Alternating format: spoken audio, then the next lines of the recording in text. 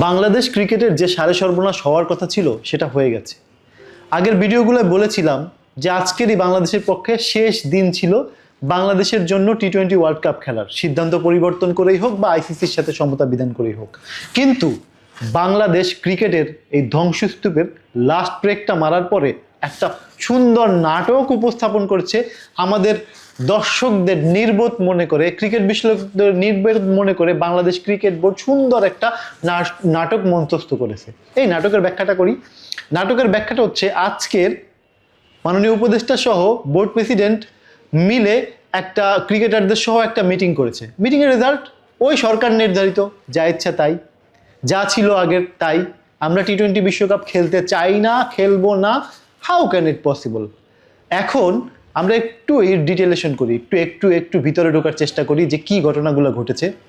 ক্রিকেটারদের সাথে বোর্ডের বা সরকারের বা মানে আদার্স বডির যে ডিস্ট্যান্স রয়েছে, যে দূরত্ব রয়েছে, এটা তো লিটনের বক্তব্যে আমরা সুস্পষ্ট। কিন্তু তারপরে যেসব জায়গাগুলো ক্রিয়েট হয়েছে বা যেসব জায়গাগুলো আলোচনা করার মতো, সেটা হচ্ছে বাংলাদেশ ক্রিকেটের এর পরে মানে এই মিটিং শেষে উপদেষ্টা মহোদয় এবং বোর্ড প্রেসিডেন্ট দুইজনই মিডিয়ার সাথে কথা বলেছে যে সেই কথাগুলো কেমন ছিল একটু বিশ্লেষণ করি। আইসিসি বা ইন্ডিয়ান ক্রিকেট বোর্ড বাংলাদেশকে এই ওয়ার্ল্ড কাপ খেলানোর জন্য নাকি কোনো সহায়তা করে নাই। How strange! আপনারাই বিশ্বাস করেন, আপনারা এই জিনিসটা কি বিশ্বাস করেন বা এই জিনিসটা আপনাদের কাছে কতটুকু গ্রহণযোগ্য? আপনি একটু দেখেন, আইসিসি সিদ্ধান্ত পরিবর্তনের জন্য ইন্ডিয়ান ক্রিকেট বোর্ডের সাথে নেগোসিয়েশন করেছে। ইভেন দো তারা হচ্ছে এই এতগুলো মেইল চালাচালি চলতে রয়েছে দিনের পর দিন, ঘন্টার পর ঘন্টা, তারপরে হচ্ছে তারা একজন প্রতিনিধি দল পাঠিয়ে লাস্ট দিন বাংলাদেশে মিটিং করেছে এবং সেই মিটিংয়ের পরে তারা একটা বোর্ড মিটিং কল করেছে যেখানে মানে এই আইসিসির পূর্ণ মেম্বার সবগুলো বোর্ড উপস্থিত ছিল ভার্চুয়ালি এবং অ্যাসোসিয়েট বোর্ডগুলো উপস্থিত ছিল। লজ্জার বিষয় কি, সেইখানে যে ভোট হয়েছে 16টি ভোটের মধ্যে বাংলাদেশ ভোট পেয়েছে মাত্র 2টি, এক নিজের, 2 পাকিস্তানের। পাকিস্তান ব্যতীত অন্য কারো ভোট পায় নাই।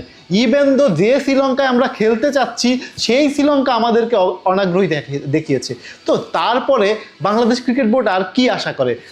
এই যে আজকের যে সংবাদ সম্মেলনের পরে বোর্ড প্রেসিডেন্ট প্লাস উপদেষ্টাদের বক্তব্য, মনে হয় বাংলাদেশ ক্রিকেট বোর্ড আইসিসি বিসিসিআইয়ের সাথে যুদ্ধে জড়িত। মানে তারা যুদ্ধ লাগাই দেওয়ার মতো, মানে যুদ্ধাঙ্গেই একটা পরিস্থিতি, যেভাবে হলে যে ধরনের নেগোসিয়েশনের পরে যে ধরনের বক্তব্য দিতে হয় সেই ধরনের বক্তব্য আজকের মিডিয়ার সামনে উপস্থাপন করেছে। মানে বাংলাদেশ ক্রিকেটকে কোনো রকম সহায়তা করছে না। তাহলে এই কূটনৈতিক যে তৎপরতার জায়গা বা একজন বোর্ড প্রেসিডেন্টের যে অর্পিত দায়িত্ব বা একজন বোর্ড প্রেসিডেন্টের কাজটা কি ছিল?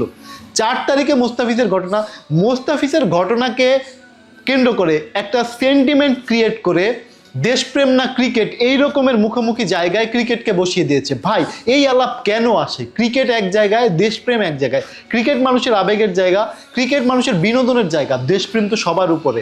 কিন্তু তারপরও এই একটা ন্যারেটিভ সামনাসামনি এনে বাংলাদেশের মানুষকে নির্বোধ করে ক্রিকেটকে দিনের পর দিন বাণিজ্যের মাধ্যমে ধ্বংস করে ক্রিকেটকে দিনের পর দিন ধ্বংসের দিকে ঠেলে দিয়ে তারা যে কোন নাটকীয়তা শুরু করেছে বা এই ক্রিকেটের ভবিষ্যৎ যে কত দূর যাবে তার অপেক্ষা রাখে না। কিন্তু সবচেয়ে মজার বিষয় কি, এই ক্রিকেটের ইতিহাস কালপিটদের বাংলাদেশের মানুষ মনে রাখবে, এটাও মাথায় রাখবেন। বাংলাদেশ এর পরবর্তী সময় যে ধরনের অস্বস্তিতে পড়বে, প্রত্যেকটা ওয়ার্ডে বাংলাদেশ ক্রিকেটের দর্শকরা এইসব কালপিটদের নাম স্মরণ রাখবে এবং তাদের জন্য আমি আশা করি তাদের জন্য খুব তিরস্কারমূলক যে অনুভূতি বাংলাদেশের মানুষের থাকবে, এটা বলতে আর দ্বিধাবোধ করছে না। কারণ ক্রিকেটের এখন আর সত্যি বলতে কোনো সুযোগ নেই। এরপরে যে ঘটনাগুলো ঘটবে বাংলাদেশের, যে এই সাধারণ একটা কূটনৈতিক তৎপরতাকে সঠিকভাবে নেগোসিয়েশন করে একটা সুন্দর রেজাল্ট, মানে বাংলাদেশের পক্ষে রেজাল্ট আনতে পারেনি, তারা কিভাবে আশা করেন যে বাংলাদেশ যখন বাংলাদেশের বিরূপ আচরণ করবে আইসিসি, বাংলাদেশের বিরূপ আচরণ করবে সেই মাদার বডি, সেখান থেকে কিভাবে বাংলাদেশ ক্রিকেটকে বাঁচাবে? প্রশ্নটা ক্রিকেট ভক্ত এবং ক্রিকেট বোদ্ধা সবার প্রতি। আশা করছি কমেন্টসে উত্তর দিবেন। আপনার মতামত জানাতে পারেন, যে কোনো কিছু মতামত জানাতে পারেন কমেন্টসে।